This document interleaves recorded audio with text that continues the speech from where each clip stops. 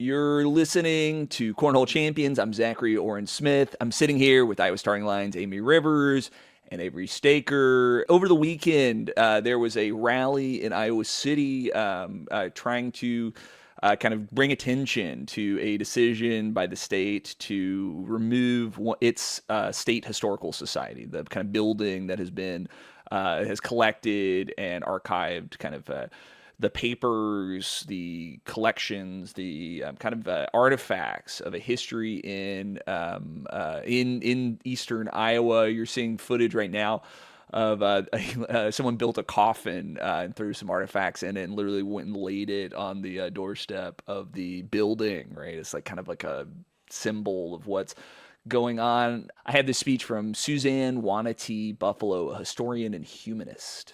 If you are exposed to history, no matter how you get it, if you don't do something with it, if you don't protect it and preserve it, if you don't keep it, if you don't pass it on, you are the reason why the person who comes next doesn't know it.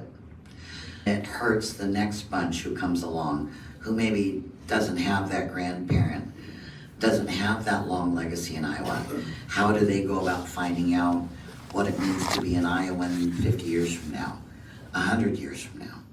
That was Suzanne Buffalo giving a speech in Iowa City and kind of this rally for the Historical Society. State Archivist Tony Yan said the department is working on a plan to move the Iowa City Archive to Des Moines. So much of this kind of collection will not disappear, but move over there.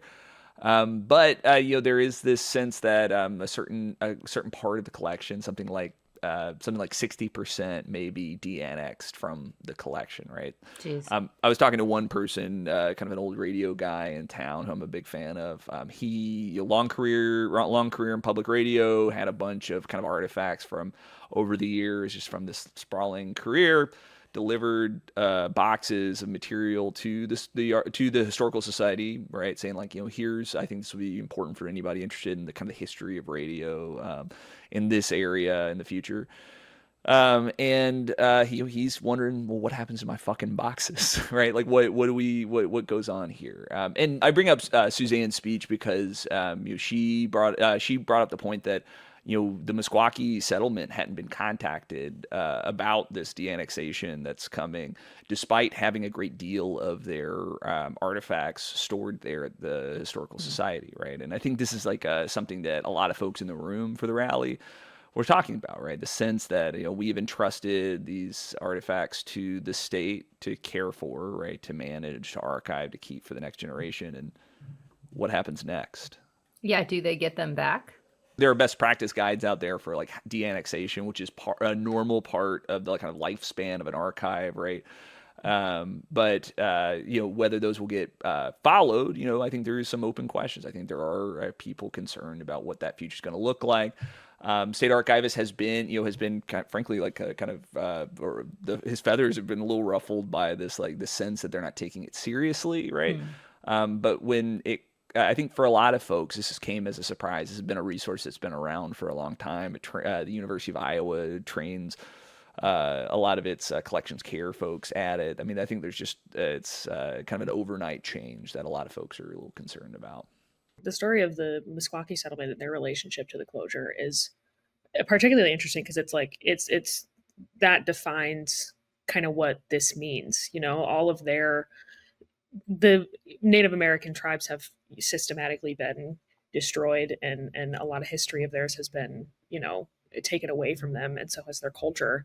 And something like this helps preserve that a little more. It helps them, to beat back the revisionist history that, predominantly colonized like systems of knowledge and culture production do to their tribes. And the fact that they're going to be hit the hardest by something like this because they don't, they have a long history of like not being able to preserve their own culture and history. Like that's quite devastating, and that can happen to anyone. Like in a case like this, obviously the Meskwaki, they might be hit the hardest, but like there's also artifacts from like the Iowa civil rights movement and like Iowa women's suffrage and like just general pieces of culture and history that will be lost. Like that kind of loss can happen to anyone, not just like an oppressed population. But looking at how the Meskwaki are relating to the closure, I think can help define what this will actually mean for Iowa as a whole. Having a second location, I imagine, was really nice for not only like students to come visit and view the collections, but like also research projects. Other adults and researchers can like find these materials in a couple different places, and now you're sort of just restricting it to Des Moines, and that's really gonna, I think, not only hamper research but hamper like student curiosity, and that's sort of an intangible loss there that's hard to quantify. Yeah, it makes it's publicly accessible knowledge and culture. Otherwise, that would otherwise be sitting in some, like you said, it's donated by private citizens most of the time. Or in the Meskwaki Nation's case, like they would be probably on their settlement, and that's not, they want their knowledge and their culture to be more widely accessible, and this erodes that, and that's, I think, more important than some people might be letting on about the closure. This is a story that I think if we abstract it a little bit, I think it'll sound really familiar, right? There's a budget shortfall. We know this with the state, right? That we're spending more money than we're taxing for because of choices we made about how we collect taxes. Stick a pin in that. We'll deal with that in another episode. There it is. We have this budget shortfall, and so we need to find places to cut, right? And so places, we talked last week about the Iowa Doge Commission going after, saying that we should go after IPERS, right? Just kind of public employee retirement plans for teachers and law enforcement and firefighters, et cetera, saying that this kind of really well-funded retirement system needs to get the axe for new employees because, well, we got to find money somewhere. Meanwhile, we have a unlimited budget appropriation for school vouchers that have very little public oversight. That eclipse the expenditure of this program by many, many, many folds.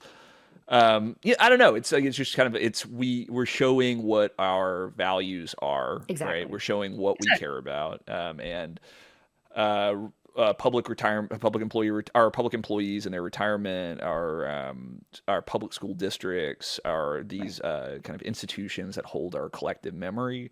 Right. These are the things that are getting the axe. You don't need them if your goal is just to give money back to the wealthy and decimate government services. I wanted to end this segment with a speech from State Representative Adam Zabner of Iowa City. He also spoke at this rally on Saturday. How could you look at our state's history of education and find what's happening today acceptable? How could you look at our state's history of the labor movement in our state and find what our state government is doing to labor today acceptable? How can you look at the history of civil rights in this state and find what Kim Reynolds is doing acceptable? And so I want you to know that we are fighting back against this decision. I want you to know the steps we've taken. Like was mentioned before, this bill, the realignment of state government a couple years ago, that was really what gave Kim Reynolds and her cronies the authority to close a building like this. It's given her power to do things just like this. We've met with the Department of Administrative Services. We've explained how disgusted and disappointed we are by this decision, the impact that it will have on my constituents here in Iowa City. And I want you to know that come the first day of session, Representative Jacoby and I and many others will be introducing legislation to make sure this building stays open.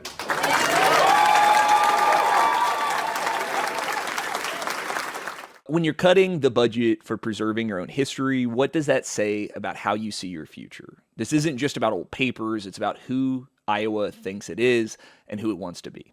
And with that, Amie, you want to take a break? Nah, let's keep going. All right.